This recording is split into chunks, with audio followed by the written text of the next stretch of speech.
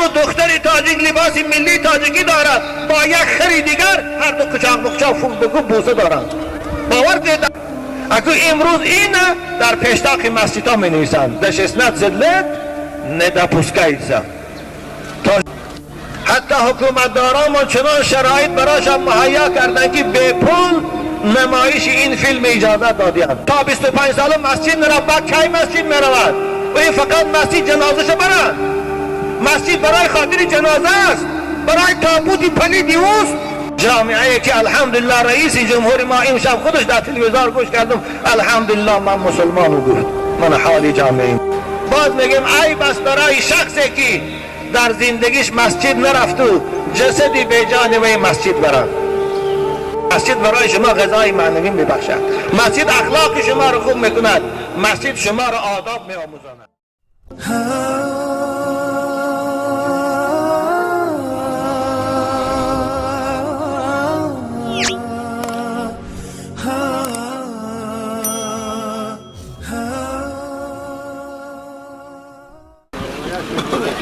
باور کنید آدم خیلی افسوس میخورد. امروز در کوچه ها گاه من بگاهی ماشین خود از محفل ها میگردم، دختری تاجیک در بیخ درخت در پیش گذرگاه آدم ها با بچه خشاق و خشاق دارد که این پیشتر ما در روسا میدیدیم. همون روسا هم این کار آشکار نمیکردن، خیلی کمش بود، یگاه الکشش نمیکرد والله نمیکرد. اما امروز دختری تاجیک لباس ملی تاجیکی دارد، با یک خری دیگر هر دو قچاق بقچاق فوق بگو بوسه دارند. باور کنید در پیش تئاتر لختک من در روز روشن در پیششان چند نفر آدم ایستاده، دو حیوان، یک ماچخر و یک نرخر، یا دیگرشان بوسه قچاق دارند. مگر همین گفته های ما یگو سیاسی دولت به زیان دارد که شورای علما فتوا برآورده است که ستاره من کنیتان نفروشید. برای عیسی و دین او همه تبلیغات ممکن، اما برای اسلام و دین محمد تبلیغات ممکن نیست. شورای علمای جهلا فتوا برآورد که کسیتها باید کسیتهایی که در وای تبلیغات دینی و احکام شریعت فروختنش ممکن نیست، جمع کرده گیرند.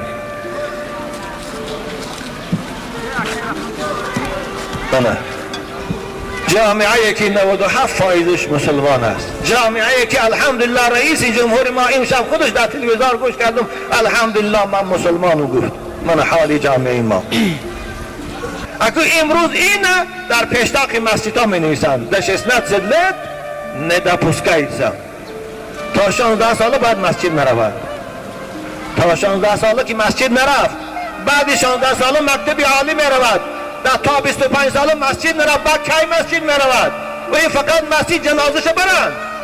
مسجد برای خاطر جنازه است، برای تابوتی پلیدی اوست که یک بار در زندگیشو در جوانی سرش در پیشگاه خدا سجده نکرده بود، اکنون جسدی بیجانی او که پلید است هوایی برای مسجد. مسجد برای هوایی است،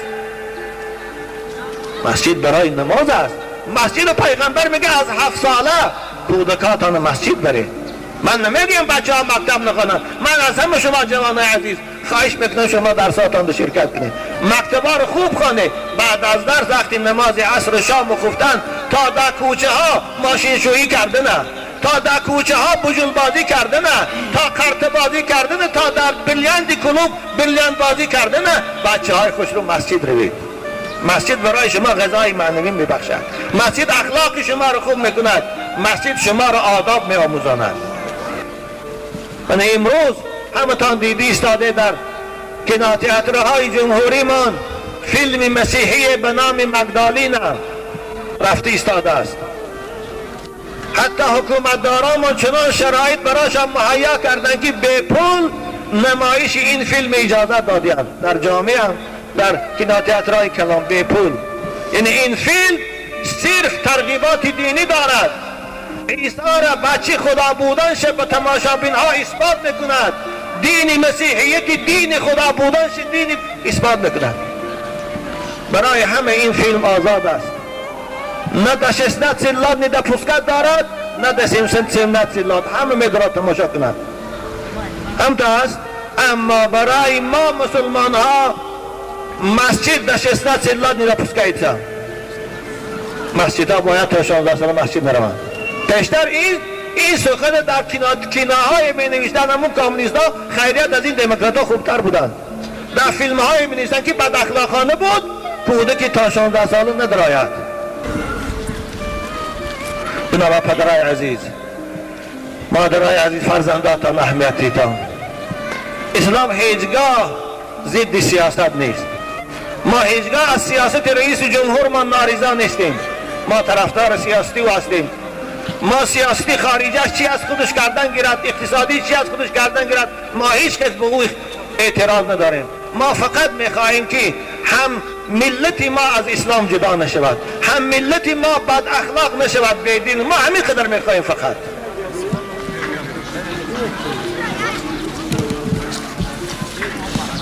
بنابر عزیزان من، کسانی که میگویند مولود بدعت است، چگونه بعضی جوانای احمق نادان برآمده است که اونها دوستان نادان اسلامند، خداوند هدایتشان کند، به گپ اونها نروید.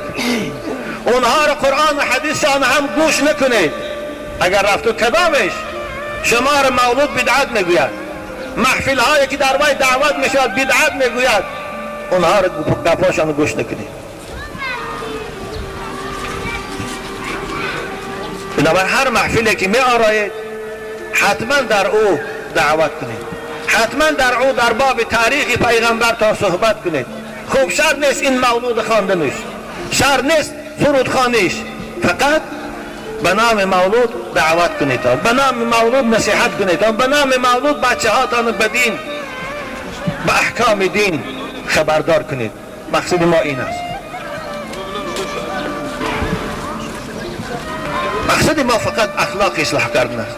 مقصد ما جوانان را از نشأمندی و از گیراین کشی و از اوباشی و از آدم کشی و زناگاری خلاص کرد. مقصد ما این است. بنابراین پدرای عزیز، بچه هاتان هر هفته یک روزی جماعت 2 ساعت همراهیتان مسجد برید. ای بس برای مسلمان مسجد نرود، ای بس. مسجد خانه خداست، مسجد جای راز و نیازی با خداست، مسجد جای آداب آموزی است، مسجد جای حیا یاد گرفتن است، مسجد جای احترام پدر و مادر است، مسجد جای اخلاق است. 2 ساعت، ساعت 12 شد تا 1:30 روی مسجد. بچه هاتان برید از علماها، از پیشواهای دینشان اخلاق یاد گیرند، آداب یاد گیرند، احکام دینشان یاد گیرند، حرام و حلال دینشان یاد گیرند، تا بچه هاتان حیوان نشود. والله بچه دختراتان حیوان شد ایستاده است. اولئک کالانعام بل هم اضل و اولئک هم الغافلون.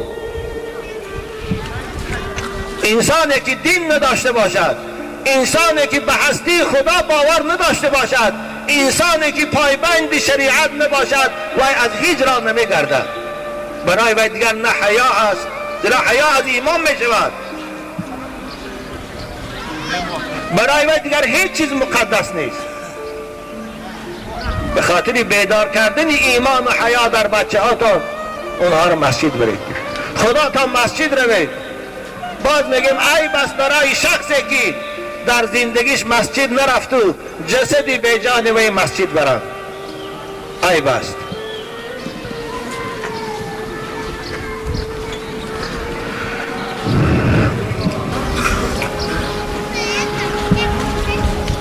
قرآن پروردگار یک آیت دارد که در این آیت محبت و دوست داشتن پیغمبر و پیروی کردن از شریعت او را برای ما و شما صراحتا اعلام میکند. اعوذ بالله من الشیطان الرجیم. قل ان کنتم تحبون الله فاتبعونی یحببکم الله و یغفر لکم ذنوبکم والله غفور رحیم. پروردگار به تمام بشریت، اگرچه این خطاب به یهودی هاست، میگوید اگر شما ای بندگان خدا، خواه یهودی است خواه مسیحی، خواه تاجیک است خواه امریکایی خواه روسی، میخواهید که شما را خدا دوست دارد، میخواهید که شما به خدا نزدیک شوید، خدا گناه های شما را گذرد، فاتبعونی، به پیغمبر آخر زمان محمد پیروی کنید. و از شریعت او پیروی کنید. یحببکم الله، خدا شما را دوست می‌دارد. و یغفر لکم ذنوبکم، خدا گناه شما را می‌گذرد. ما هم دین پیغمبرای الهی دیگه ایمان داریم، لیکن عزیزان من، هر پیغمبر به خود عصر داشت، به خود وقت داشت. وقتش که تمام شد، عصرش که تمام شد، پیغمبری نو آمد.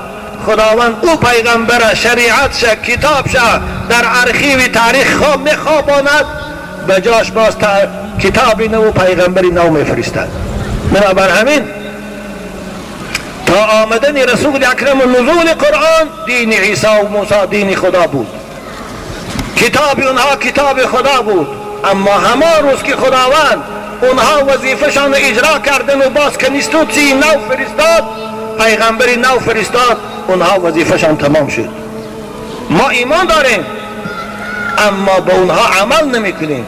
عزیزان من، این گفته های من معنا نداره که ما عیسی رو نفرت داریم، ما موسی رو شوم میبینیم. نه، ما به اونها ایمان داریم، پیغمبر خداست، ما اونها رو دوست میداریم، اما شریعتشان وظیفه‌اش تمام شده است. آخر همین کتاب‌های آسمانی هم مانند کنیستوسی هاست. ببینید کنیستوسی سال 80 من سال 93 بیکار کردن، کنیستوسی نو قبول کردن. بعدی کنیستوسی نو قبول شده، اونها دیگر عمل کردن به کار او بیکار شد.